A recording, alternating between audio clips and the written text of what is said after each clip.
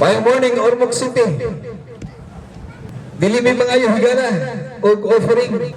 Kini siya higala is makakuha ng pagtulunan as what I have said na kini manggod siya higala ang pulong sa Ginoo mo sa manual. Maghatag natong information mahitungod sa asa tapadulong higala. Ang tao imong padili mabuhi pinagis tinapay lamang. Kundi matagpulong nga mugawas sa baba sa Dios. So, ang atong kalagnon og espirituhanon mukaon siya og espirituhanon nga mga butang, mga pulong sa Ginoo. Before mi magapadayon higala dunay mo render song akong kauban higala muhatag og pinasahi nga awit paminawan nato ang mensahe sa awit higala.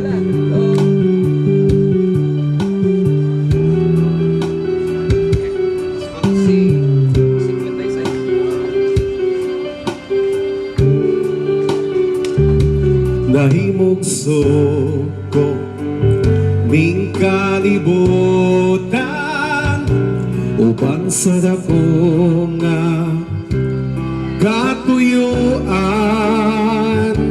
inigsod ko sa kalangitan mga bulan og kabituunan imong gipahimutan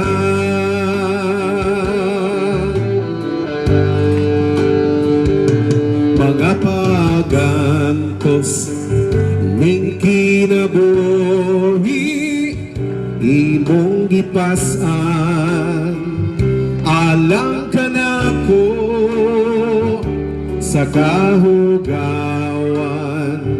imong gihinloan kinabuhi ko karon nahugasan sa hamili mong dugo walay sama kanimo kagamhanan walay arang makatubong sa gugma mo kakusod ang ngayang pasinunggan ka hanggang may kinabuhi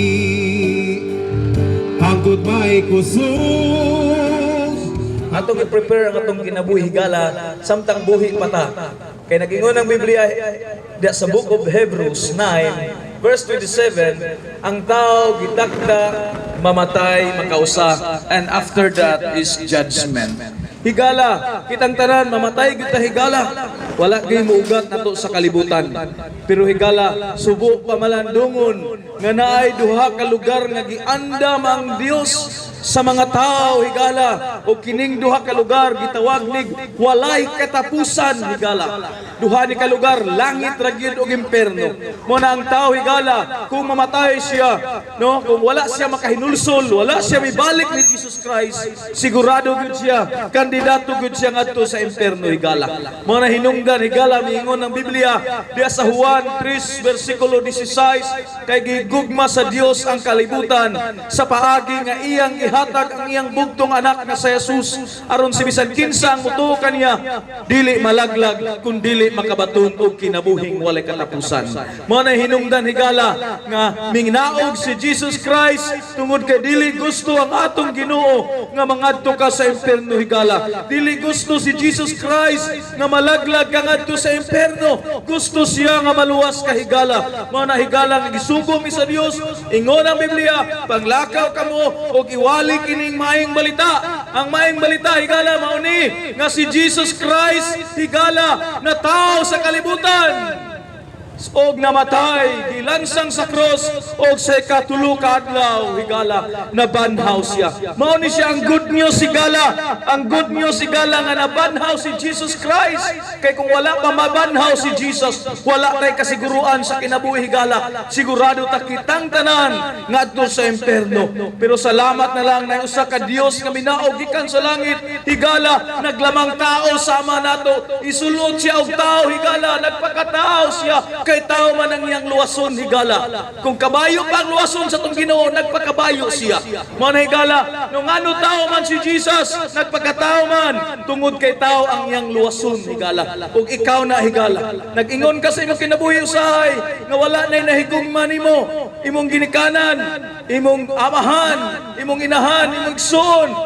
Hasta mo silingan, wala na nahigugma nimo. Pero sultihan ka kahigala, nahigugma sa Dios nga walay pagluban. Gigugma ka sa Dios, sigugma higala. Gigugma ka ni Jesus Christ. Mao na nagpakamatay. Mao na si Jesus Christ gilansang dito sa cross. Higala, tungod na sa dakong gugma niya kanimo. Dili gusto ang Ginoo higala nga mongadto ka sa kalayo. Manaminaog siya higala para nimo higala. Ang ato lang higala, usahay di nato mahinumduman ang atong Ginoo. Makahinumdum lang ta sa Ginoo sa panahon na sa Kwaresma. Higala sultian ta ka karon ang higayon higala nga moduol ka sa atong Ginoong Hesukristo. Kay nagingon ang Biblia higala, dili makasulod ang mga dautan dito sa langit. Ang mga makasasala higala dili makasulod sa langit. Bisan pagdaghang kag kwarta higala, iampo sa imong kalag higala, dili na maoy maghatag og kaluwasan. Ang pamaagi sa pag-apag kaluwasan higala, maora tong bugtong anak na si Jesus. Manamingon siya higala diya sa John 14:6, ingon si Jesus, ako lang ang dalan, ang kamatuoran ug ang kinabuhi. Walay makaadto sa langit samahan kung dili moagi kanako. Si Jesus ang sulbad higala sa atong sala. Si Jesus Christ higala ang sulbad higala, no, para mapasaylo ang imong sala higala. Dako magagsala, gamay makagsala. Nay moingon higala gamay ra magugsa kay nga kung sa namakakraman. Higala kung sala na higala bisa pag namakakra mura kag kriminal gihapon higala. Kay ingon ang Biblia, gamay ug dako nga sala, basta kay sala na higala. Pero ang nakalami lang higala, ingon ang Biblia sa unang Juan 1:9, kung ato lang isugid ang atong mga sala ngadto sa Dios, matinumanon ug matarong siya nga upasaylo sa tanan natong mga kalapasan. Bisan pag ikaw ba'y pinakadaot nga pasayloon kaniya. Once mangayo kag pasaylo, ang imo silingan higala, ang imo magkaaway di man mo pasaylo nimo.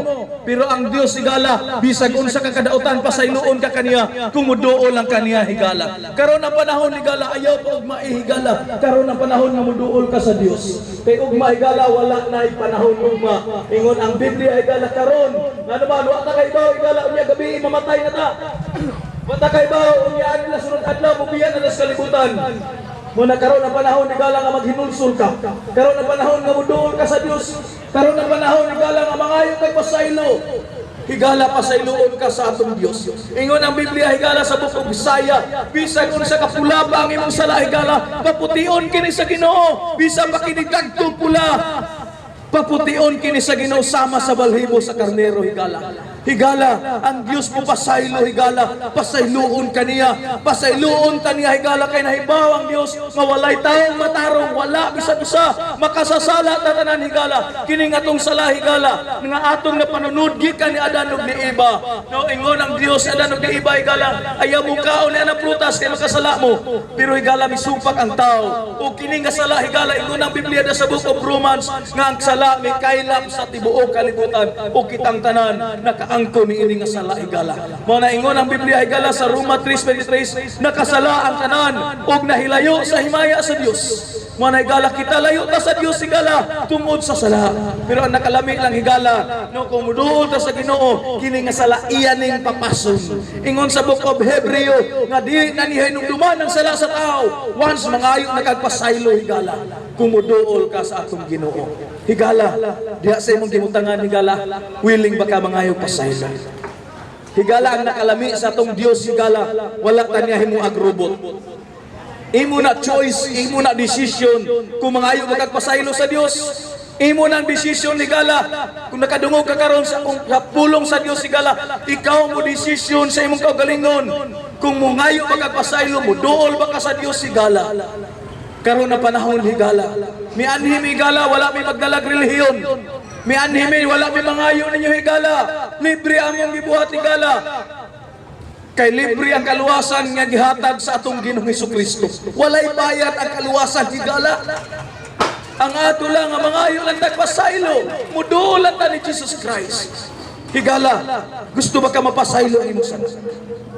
Napoy giingon ng Biblia, higala, nga dili tanan tao anak sa Dios. Hello, di sa imong gibutangan, higala, iyo pag-expect nga anak ka sa Dios. Kay ingon ng Biblia, hindi mo tatanan sa Dios, pero dili tatanan anak sa Dios. Ingon ang Biblia sa Juan 8:44, mga anak kamo sa inyong amahan, ingon si Jesus Christ, mga anak kamo sa inyong amahan nga mao ang yawa. Mamumuno siya sukad pa sa sinugdan. Wala gid siya mudapig sa kamatuoran. Kung mamakak siya, natural lamang kaniya. Kay amahan siya sa tanang bakak. Si Satanas sigala, amahan sa mga tao nga mga bakakon. Amahan sa mga tao nga dili mo dool sa tong Ginoong Hesus. Ingon si Jesus sigala, ingon si Ginoong Kristo, ang kadto lamang mituog midawat kaniya, mao'y gitagaan og katungod nga mahimong anak sa Dios. Gusto ba ka mahimong anak sa Dios sigala? Dawata si Jesus. Tuhi si Jesus karon higala. Karon ang panahon nga mangayo kag pasaylo. Willing ba ka higala? Gusto ba ka mahimong anak sa Dios? No? Naistorya higala dito sa langit, sa kaistorya dito sa langit. O kini higala nga istorya, giingnan ng anghel dito sa langit, giingnan siya sa Dios. Anghel, pangita ko sa kabutang dito sa kalibutan nga ikalipay nako. Tuod man higala ang usa ka anghel minaog sa kalibutan, nagsuroy-suroy, nangitag usa ka butang nga ikalipay sa Dios. Og diha nakakita, nakasugat ang usa ka anghel higala ug usa ka manindot nga bulak dito sa kabukiran. Iya kining gikuha og iyang gidala sa Dios. Miingon siya sa Dios, amahang Dios, wala ko'y nakita nga nindot sa kalibutan, gawas sa usa ka nindot nga bulak dito sa kabukiran. Mingon ang Dios sigala, dili na mao'y ikalipay nako, kay ako ang naghimo niya na. Balik sa kalibutan, pangita ko sa kabutang nga ikalipay kanako. Nibalik ang anghel sa kalibutan, higal nagsuri-suroy siya. Nangita siya ko sa kabutang nga ikalipay sa Dios. Nagakita siya ko sa kausa, usa ka der dito sa bukid. Iyang gidala sa Dios, ug sa kanindot nga busa higala, iyang gibalik iyang gihatag sa Dios. Amahang Dios, wala ako'y laing nakita gawas sa usa ka panindot nga hayop o sa kanindot nga usa dito sa kabukiran. Ningon ang Dios sigala, dili na mao'y ikalipay nako, ako ang naghimo ni ana. Balik sa kalibutan, pangitag usa ka butang nga ikalipay nako. Nisuroy na pud ang anghel, higala nagsuroy-suroy siya. Naguol ang usa ka anghel kay nagsigi siya suroy-suroy. Wala siya nakitaan nga butang nga ikalipay sa Dios. Og sa kalit higala, dai usa ka balay nakitaan sa anghel. Usa ka tawo nga naghinulsol, naghilak higala, nangayog pasaylo, og ang gibuhat sa anghel gisaod sa angel ang iyang luha og gihatag ngadto sa Dios. Miingon ang anghel, wala ako ilaing nakita. Amahang Dios, gawas sa mga luha dito sa kalibutan nga nangayog pasaylo, naghinulsol siyang mga sala. Higala, unsay tubag sa Dios, miingon ang Dios, mao kanay butang nga akong gikalipay. Usa ka tawo maghinulsol, kahigala, kining atong paghinulsol, kining atong paghilak, kining atong pagpangayog pasaylo, wala ka mandui sa Dios higala. Imo nang desisyon kung mubiya ka sa imong sala, imo nang desisyon kung muduol ka sa Dios og mangayog kag pasaylo higala. Mao na karon nga gigayon higala, gusto ba ka mahimong anak sa Dios? Gusto ba ka muduol? Gusto ba ka mapasaylo ang imong sala higala? Only Jesus Christ ang makaluwas, only Jesus Christ ang nay authority sa paghatag og pasaylo higala. Unsa may buhaton nimo? Pangayog pasaylo. Karong panahon higala, nakakita kas panahon karon, dili panahon pareha sa una, nindot ang panahon. Karon higala, grabe ng panahon, dunay mga tsunami, mga sunog ngadto. Dunay mga lunop, dili na normal atong panahon higala. Nagtimailhan na ni nga mobalik ang atong Ginoong Kristo. Nag-ingon siya sa iyang pulong sa unang Tesalonias, mobalik siya aron sa pagsilot sa mga tao nga wala mo tuo sa mayong balita. Higala, mobalik si Jesus aron sa pagsilot sa mga tao nga wala mo tuo nining pulong sa Dios. Higala, usaba ka ni ana nga silutanan. Kung dili ka silutanan higala, pangayog pasaylo. Kung dili ka gusto masilutan, pangayog pasaylo higala. Duol ni Jesus. Diya sa imong gibarugan higala, na ako himon nga mga pag-ampo nimo. Gusto ka mahimong anak sa Dios, mag-ampo ko para nimo higala. Libre, walay bayad ang mga pag-ampo. Dawata lang si Jesus karon. Himua lang siyang manluluwas sa imong kinabuhi. Gusto ba ka mahimong anak sa Dios higala? Ako kahangyon sa magibutangan. Asa makakaroon, wala ko nakailani mo. Pero ang Dios nakakita karon nimo higala. Hello, kita ang Dios sa imong kasing-kasing. Nagtuktok siya karon higala. Si bisan kinsa ang nakadungog sa iyang tingog, nagingon ang iyang pulong ug muabli sa pultahan. Ang pultahan ni Gala mao na imong kasing-kasing. Musulod ang Ginoo kung mga kag pasaylo. Magampo ko nimo higala ayaw ka ulaw sa imong katapat. Yes, ipiyong imong mata.